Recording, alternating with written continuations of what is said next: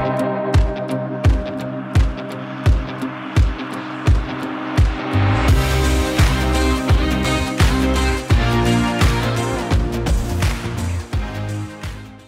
morning, everybody, and welcome to Cameras and Coffee and the last day of 2020, a year that everyone is going to remember fondly. So, day late on this, but a couple days ago I said Canon had had the best year of any camera company, unarguably. And after that, I would say Fuji, pretty close second, Sony a fairly distant third. I'd place Olympus after Sony, believe it or not, because I think the future is fairly bright for them after the sale. And then bringing in the last two positions of the major camera companies. What is it? This is digital camera companies, by the way. Pentax, nothing went wrong. It's just that nothing really, well, some things went right. They had a really great lens that they released. Really, really stunningly great. But no new camera body came out. They announced one, and it's going to be fantastic when it arrives, but it didn't hit the market this year. But one really great thing that did happen for Pentax is that they have made a commitment to sticking with cameras that give people a good experience, not just being the, hey, look at this cutting edge bells and whistles thing that we put on it and maybe the technology works.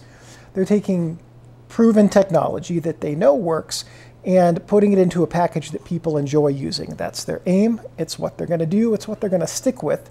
And I think that sort of brand understanding and brand direction and brand mission is really important to establishing a loyal client base. Even if it's a smaller niche client base, it can still be enough to keep the brand going. And that's my hope for Pentax, is that they will continue to create very enjoyable cameras. SLRs is what they're committed to, and I'm very happy about that. If they're the only company making SLRs in a few years, I don't see an issue with that whatsoever. And I hope they will continue to make absolutely stunning lenses. I don't think they have to release 7 new lenses a year. If they release one amazing lens a year, one Pentax DFA star lens in that caliber, that's going to be more than enough to keep their fan base incredibly happy with lens quality, especially backed up by cameras that are just really fun and intuitive to use. So who does that leave having the worst year? Nikon. Nikon has had a bad few years, and there's 2 articles in here. The links are in the description of the video to Nikon Rumors articles. One of them is from, that can't be right, from a week ago. It's titled, "After 70 years, Nikon to end camera production in Japan, manufacturing moving to Thailand by end of 2021." And it was written by other Nikon staff. Or, no, I'm sorry, it's categorized under other Nikon stuff. It doesn't have a byline. So the gist of this article is that Nikon's going to take their manufacturing plant in Japan. They're going to stop making cameras for consumer and commercial use there. Any Nikon camera or lens or other product that you would buy from them will now be made in Taiwan. Thailand? Thailand or Taiwan? In Thailand. Okay, nothing wrong with that in terms of quality. The Nikon gear coming out of the Thailand factory is good. So it's not like them moving the manufacturing there is representative of a reduction in quality. I would argue that their quality is going to be functionally the same. What it does indicate, or hint at, I should say, to be most accurate, is that their labor costs in Japan have gotten to the point where that factory is no longer profitable. And that stands to reason, as in the manufacturing industry. They do say in the article that that factory will continue to do other things. I can't really tell you from the article what it says, whether it's prototyping or special order things or government contract assembly. I don't know. Could be any of those things or other things I haven't thought of. But the fact that all of the production for every other unit that you could buy starting in 2021 or 2022 really is going to be coming out of Thailand indicates a necessity on Nikon's part for cost management and cost reduction. And that's an interesting takeaway. I don't think it means Nikon's on the verge of going out of business. I would argue they have suffered more than any other maker in the camera market shrinking. But I wouldn't take this as a sign that Nikon gear is not going to be available anytime soon. Okay. So the other article is more recent, also from Nikon Rumors, and it is from 2 days ago. And it's called The Line Between Nikon USA Version and Gray Market, Fuzzy or Crystal Clear. And the articles are really, but it's by Charlie Rumschlag. Rumschlag? Not sure how to pronounce your name, Charlie. I apologize. And it details his process of finding out if the very expensive lens he bought on Amazon was a genuine USA Nikon product or a gray market product that had been imported from another market and sold in the US. The differentiation there for Nikon gear especially is important. With Nikon gear, gray market gear is not covered by a US warranty. So if you live in the US and you buy a lens from a seller online overseas, or you buy a lens from somebody in the US who has bought from someone overseas and imported it legally or not, or if you travel overseas, buy a Nikon lens and bring it back to the US, your lens is not covered by the US warranty. In any of those scenarios, you would need to coordinate a warranty repair either through the country where it was purchased, or you're just out of luck when it comes to getting a warranty repair if you need one. Fortunately, the majority of Nikon gear never goes in for warranty repair. But the story that he tells is very interesting. It's that he reached out to Nikon to find out, is this a genuine USA product or a gray market product? And they couldn't tell him. He's got the serial number. The serial number, in big data age, which we are in, it should be incredibly easy for a company of Nikon's size to go into a database and say, here is a serial number, and then their database should be able to give their customer service staff all the information that Nikon has about that lens that's germane to customer service, where the warranty is kept, when it was produced, what service it has had in the past, when it was sold, when the warranty expires.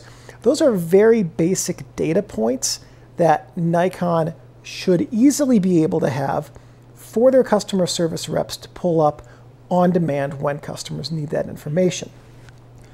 The fact that they don't, to me, is the most important part of this story, because it says that there is a it says that there is a disconnect in communication between Nikon, whatever they're doing in manufacturing to assign serial numbers and distribute products to a certain market, and their customer service team.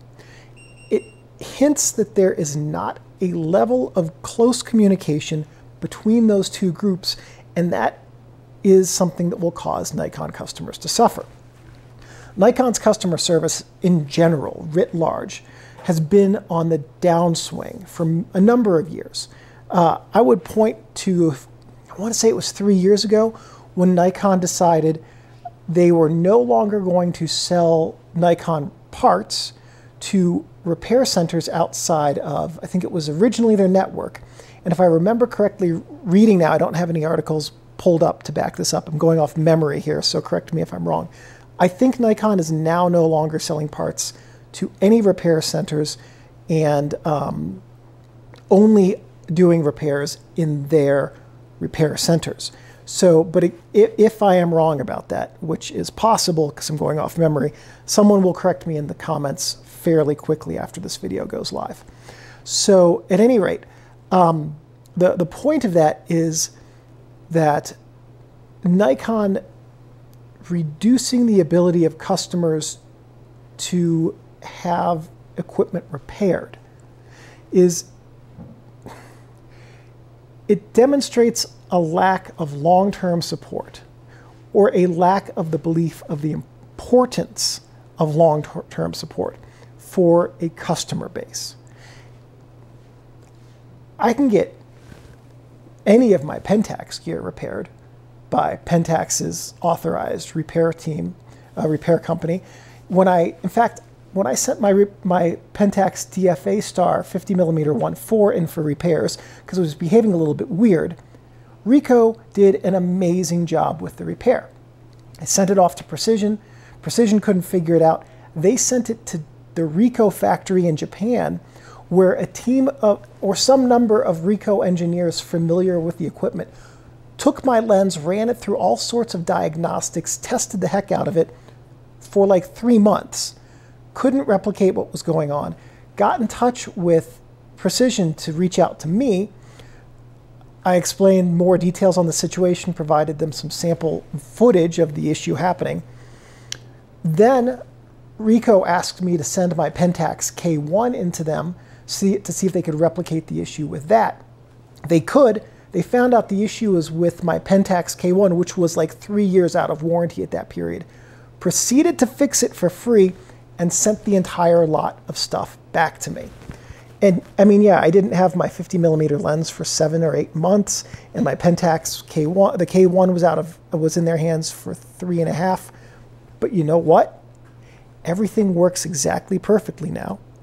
And they repaired an out-of-warranty camera at no cost to me.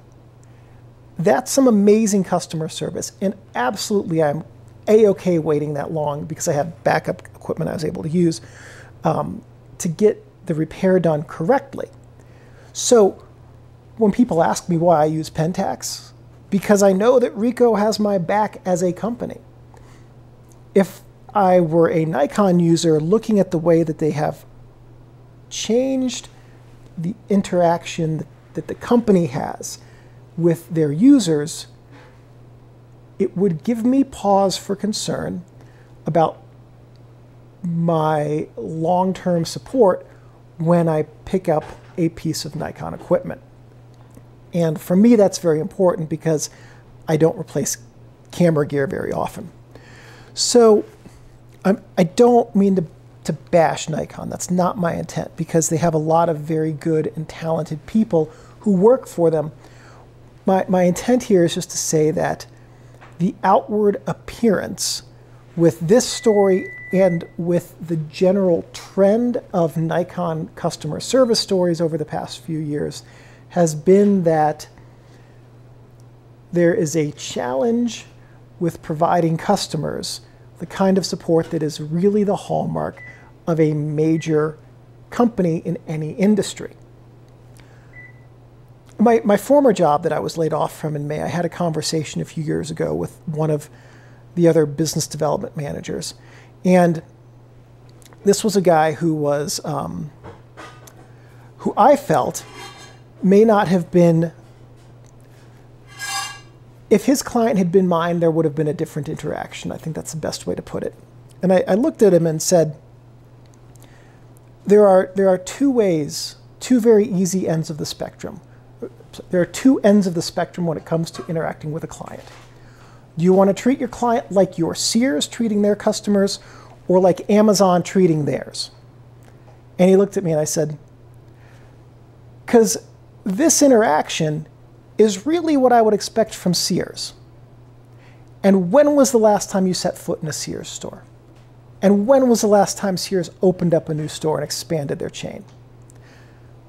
You want to treat your customers like your Amazon, and they have Prime. And you want to do that for everyone, because that's what's going to keep them coming back.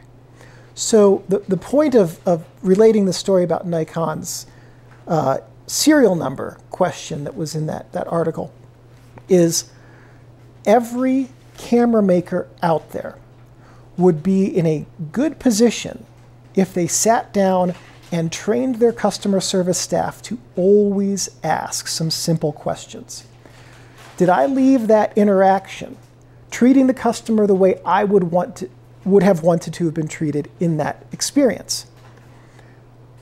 Would the best customer service company or provider in the world have treated their customer the way that I just treated this customer now? If the answer to both of those questions isn't yes, then it's worth asking why and finding out what can be done to improve that interaction. Because the biggest difference, especially in digital cameras, which is a Me Too industry, where the majority of companies are using the same sensor components and much of the same technology, the biggest difference between the companies is going to be how they treat their customers. And a company that does not treat their customers better than all of the other companies is going to find itself behind the 8 ball when it comes to competing with the other companies in this space.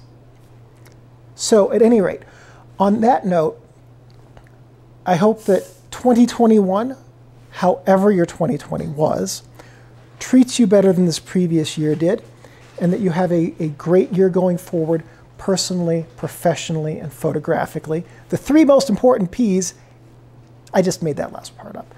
At any rate, we'll see you again in 2021 with more cameras and coffee videos, more camera manuals, and a bunch of hike logs coming up early on, some more all about film videos, and of course, sometime in a few months, we will have a very, very long series of viewfinder and rangefinder camera manuals for you guys to enjoy. But until then, have a happy and safe New Year's, and I'll see you all in 2021.